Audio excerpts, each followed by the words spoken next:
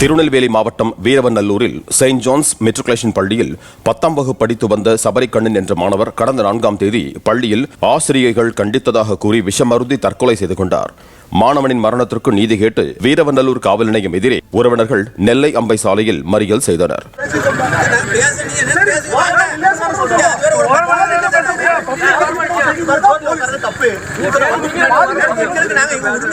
இதற்கிடையே மாணவனின் உறவினர்கள் போராட்டத்தை தொடர்ந்து தனியார் பள்ளிக்கு போலீஸ் பாதுகாப்பு போடப்பட்டிருந்த நிலையில் 2 பள்ளி பேருந்துகள் நள்ளிரவில் மர்ம நபர்களால் பெட்ரோல் குண்டு வீசி எரிக்கப்பட்டன.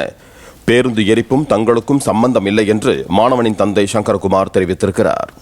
அவனோட டிசிப்ளினை போய் பார்க்க சொல்லுங்க. நீங்களே போனாலும் ஸ்கூல்ல ரெக்கார்டை எடுத்து பாருங்க. பஸ் எரிச்சது அவங்களாவே செஞ்ச சதி. 12:30 மணிக்கு நாங்கள் இங்கே நிற்கிறோம்.